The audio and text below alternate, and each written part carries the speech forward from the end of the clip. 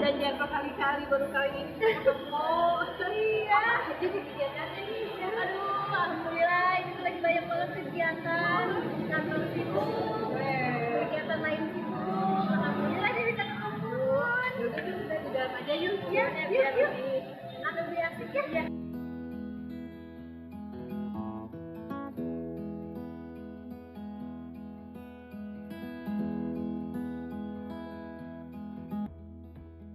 Hai, assalamualaikum warahmatullahi wabarakatuh. Bertemu lagi di sini dengan saya Ratu Pelangi dalam program 6 Mata.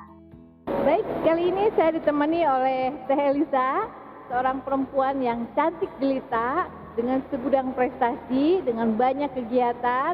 Dan marilah untuk lebih mengenalnya, saya perkenalkan. Ini di hadapan saya sekarang sudah ada Teh Elisa. Apa kabar Teh? Alhamdulillah baik.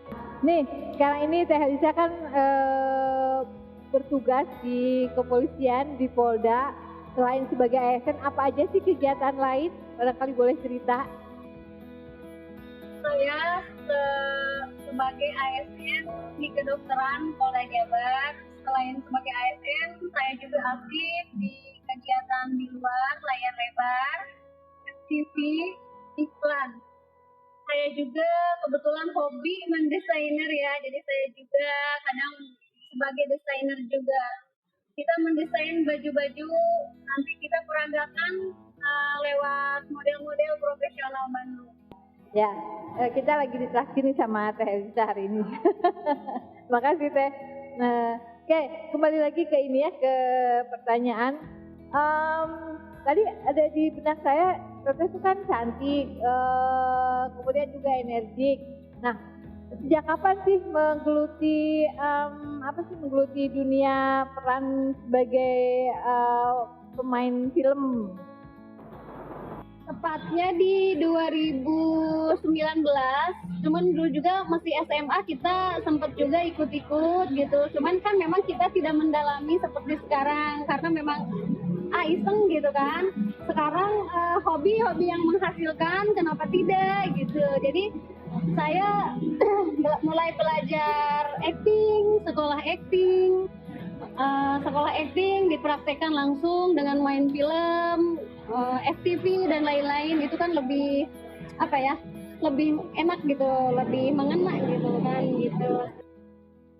Kita ngambilnya sarjana ekonomi dan sekarang saya sedang S2 ngambil jurusan pemerintahan, S2 MIP. Ya, Magister Ilmu Pemerintahan. Jadi kita yang dinas di Bidokes Polda Jabar, di kedokteran Polda Jabar bukan berarti harus seorang dokter, tapi memang space-nya di situ dokter sama perawat.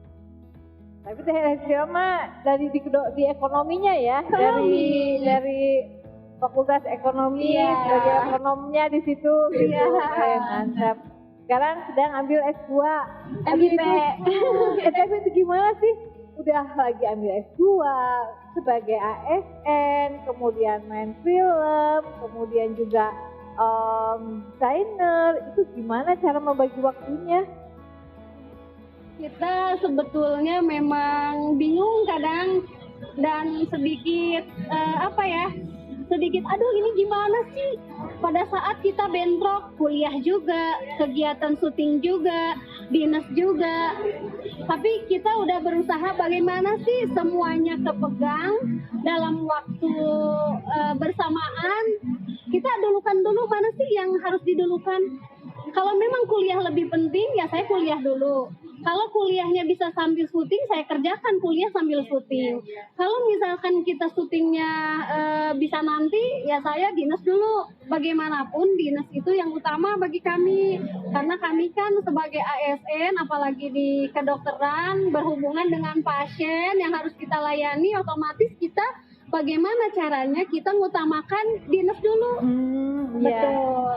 Jadi ada istilahnya skala prioritas ya. Mana yang harus harus diprioritaskan Betul. utama dan apa yang Ya. jangan dibikin sebelakangan ya. Betul. Makanya ini janjian kita juga sekarang ini berulang kali ya janjiannya. Kedul terus ya kan saking sibuknya. Tapi ya nggak apa-apa deh ya, terbalas dengan dengan prestasi yang saya dengar dari Teh Elisa seperti ini. Boleh tahu nih, misalnya kan saya nih guru nih banyak yang misalnya, saya ingin masuk Polwan, Kita ASN nya ya. tapi di Polda itu, Iya. dan menangani pasien yang sakit gitu. Justru ya. Itu yang sakit itu umum atau khusus para polisi? Kebetulan di situ kami menerima yang BPJS tapi untuk Polri dan keluarga. Kalau umum misalkan kita memang kebetulan ada yang kecelakaan ya kami tanganin juga gitu. Walaupun saya di basicnya sarjana ekonomi, cuman karena memang saya sudah bertahun-tahun di kesehatan, kita juga belajar mendalami bagaimana sih menangani pasien, bagaimana sih saat dia kecelakaan, bagaimana memberikan obat apa aja sih yang cocok dengan sakitnya gitu udah paham gitu ya. Sakitnya apa sih? Sakitnya darah tinggi ya obatnya apa kita tahu. Kalau misalkan demam ya dikasih paracetamol apa gitu kita udah di luar kepala gitu. Cuman bedanya nggak bisa mengeluarkan resep aja kali ya. Paham, tapi ya hasil belajar dari pengalaman ya, bukan keilmuan.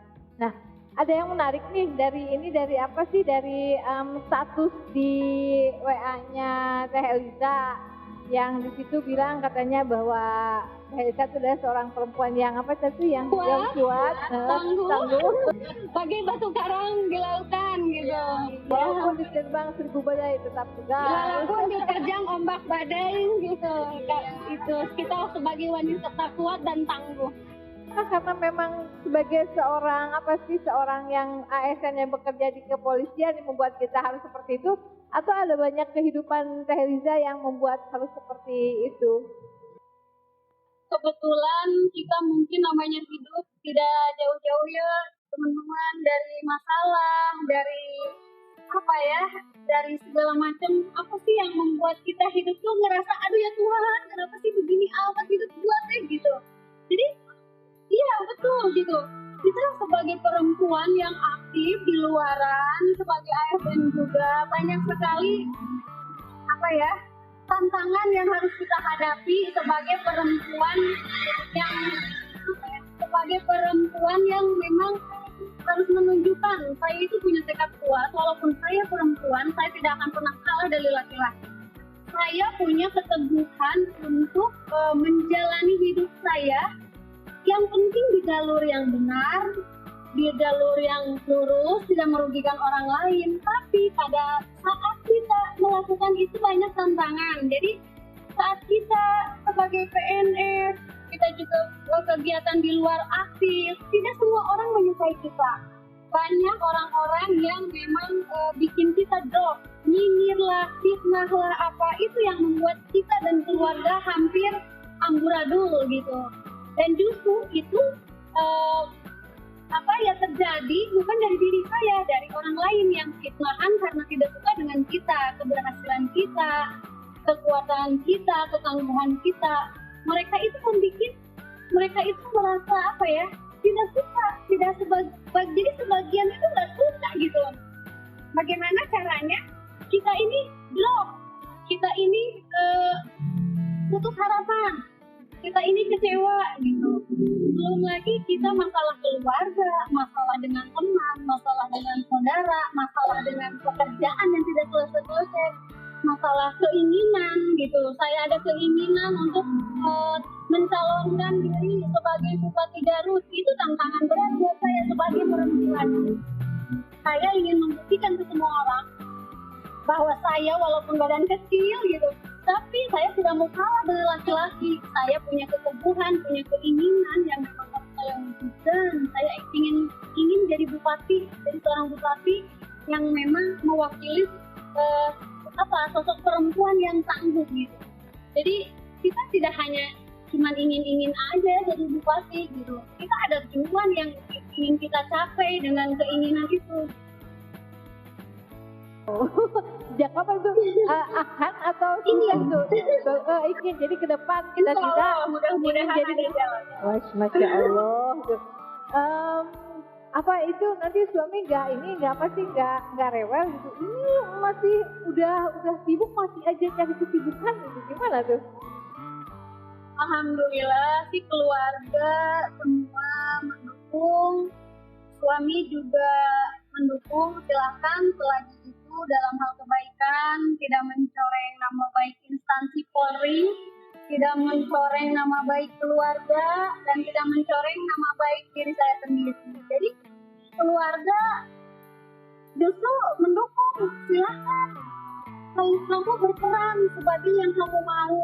Silahkan kamu bekerja, berkegiatan, yang penting positif, tidak merugikan gitu. Satu kan inti dalam hidup itu satu, tidak merugikan orang lain.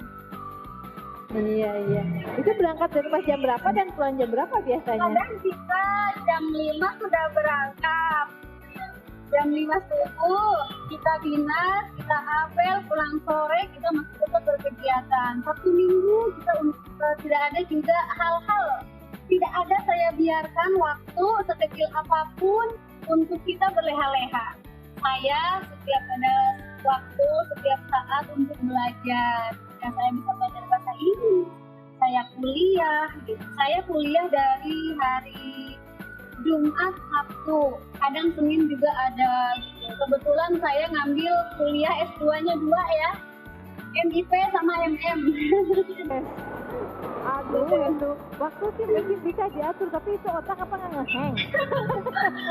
Insya Allah ya, kalau kita punya keinginan, punya tekad kuat, segala hal, permasalahan, segala rintangan, tidak ada yang tidak bisa diselesaikan. Yang penting keimanan yang utama. Kalau kita sudah stres, sudah beban di luar kemampuan kita bagaimana berusaha, nggak usah curhat-curhat sama orang lain. Nggak baik. Lebih baik kita curhatnya sama Allah saja. Karena apa? Manusia kita curhatin belum tentu dia mau istilahnya ya sharing. Kadang kita curhat malah nanti jadinya tidak baik. Lebih baik kita cerita kemana-mana. Lebih baik kita curhatin sama orang. Pantesan banyak prestasinya. Tekadnya kuat banget ya, terus juga manajemen waktunya kelihatannya bagus sekali, manajemen waktunya, tekadnya, kemudian lebih kayaknya dewasa ya, matang banget gitu kan cara berpikirnya. Kita kembalikan semuanya kepada Tuhan, tapi tetap berusaha ya, kita kembalikan kepada Tuhan, tapi kita berjuang terus menerus gitu, tidak ada henti. Boleh tahu kira-kira apa sih pengalaman yang paling membuat tidak enak, yang membuat kita ngedown gitu? Jadi kan sebenarnya kan banyak hal yang bikin kita ngedown ya gitu kan. Misalnya apa sih yang bikin ngedown itu dan gimana sih cara menyelesaikannya?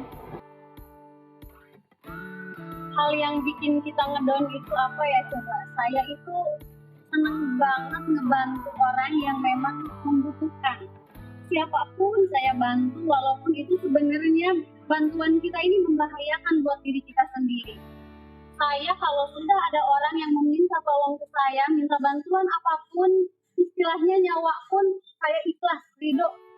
Pada saat kita udah mati-matian membantu orang, tapi apa yang diterima sama kita bukan tanda terima kasih, karena mungkin apa yang kita bantu tidak sesuai dengan apa yang dia inginkan.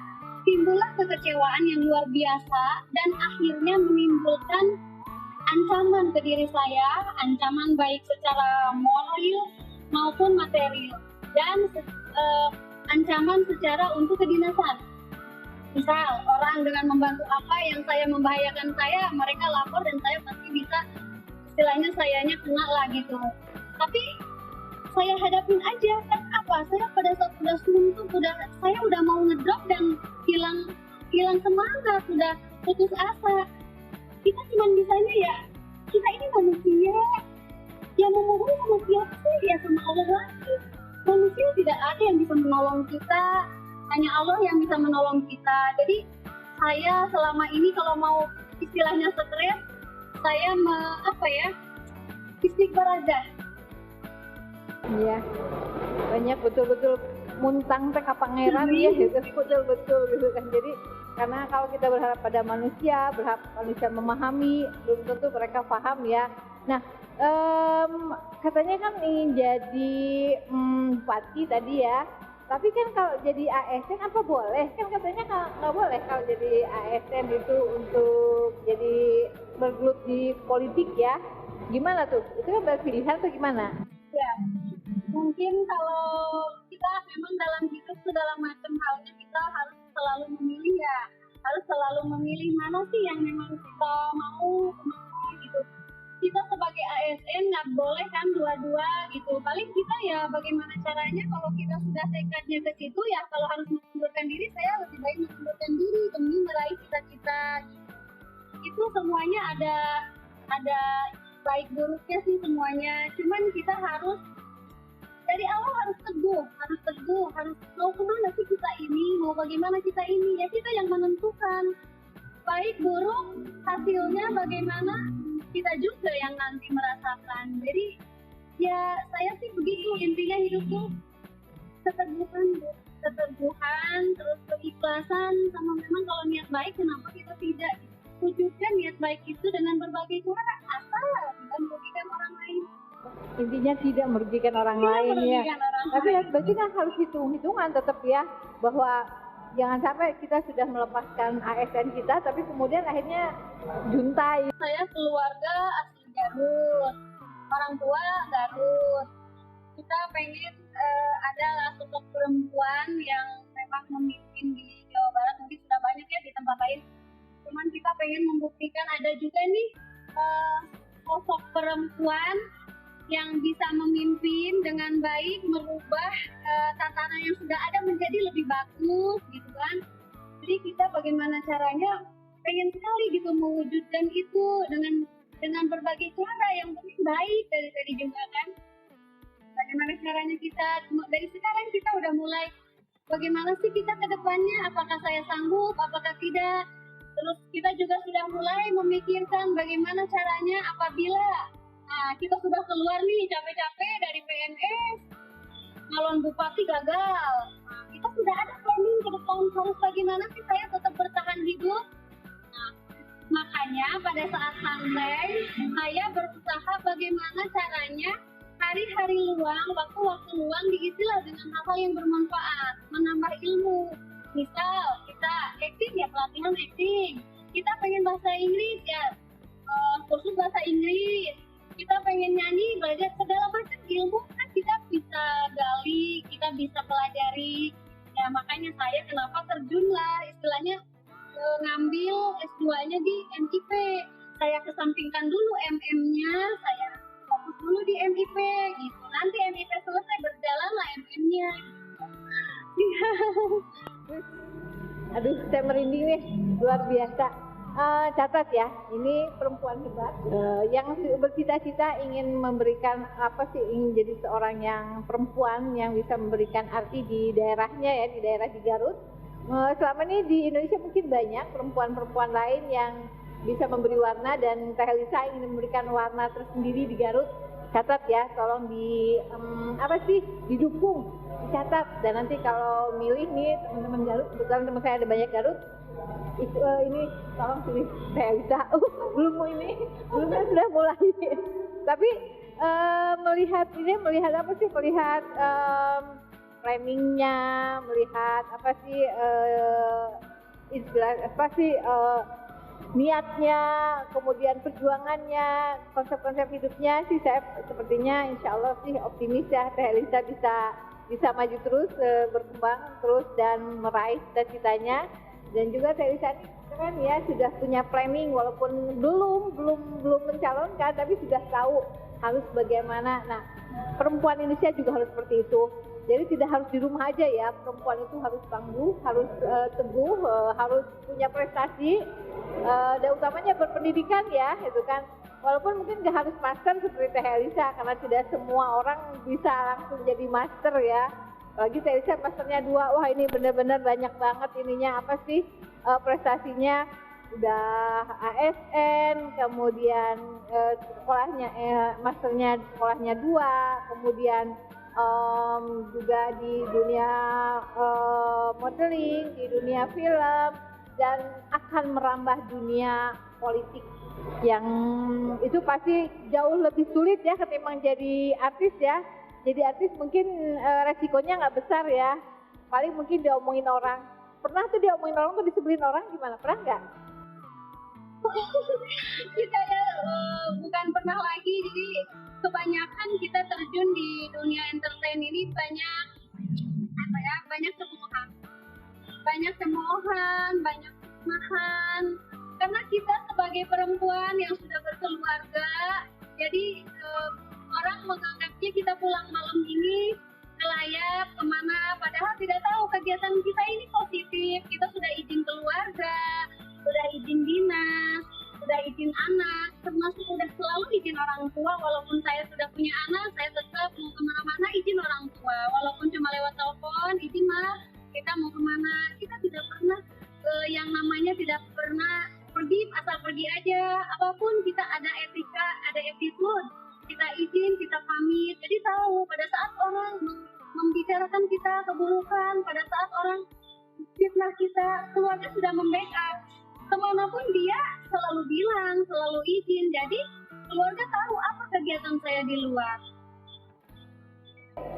Catat satu lagi, catatan lagi banyak banget catatannya, bahwa kalau perempuan keluar rumah ya nggak apa-apa keluar rumah asal ada izin dari keluarga, apa itu suami, anak, ataupun orang tua kalau masih ada.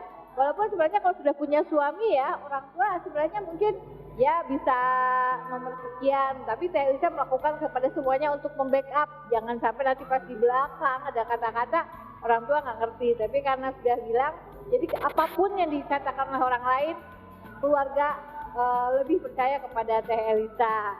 Mungkin banyak sekali ya catatan-catatan tadi yang disampaikan oleh Teh Elisa, dan mungkin saya nggak bisa menyebutkan satu persatu. Saya juga kayaknya udah saking banyaknya apa ya, pemirsa semua, teman-teman yang nonton semua pasti sudah bisa menangkap lah sosok Teh Elisa seperti apa, sudah dapat gambaran dari apa yang disampaikannya. Sosok perempuan yang seperti apa yang ditulis di dalam statusnya, seorang perempuan yang tegar, tangguh, kuat, harus tangguh, harus kuat, pokoknya berpikir positif, melakukan sesuatu tuh asal untuk kebaikan, kemudian menyerahkan segala sesuatunya kepada Tuhan, kepada Allah. Apapun kata orang, ya Allah lebih tahu, keluarga lebih tahu gitu. Jadi intinya sih, jadi aman-aman saja Teh Elisa, mau dibilang apa-apa juga santai aja. Mungkin itu sekilas gambaran yang bisa saya sampaikan kepada teman-teman sekalian. Oke, sekian dulu perbincangan kita kali ini. Perbincangan saya dengan Teh Elisa, seorang perempuan tangguh, seorang perempuan yang luar biasa, yang bisa memberikan inspirasi kepada teman-teman sekalian. Semoga perempuan-perempuan lain bisa belajar dan kalau bisa mengikuti apa yang tadi sudah disampaikan kepada teman-teman sekalian. Sampai di sini dulu pertemuan kita. Terima kasih Teh Elisa sudah mau berbincang. Terima kasih juga sudah traktir kita. Sampai jumpa di 6 Mata.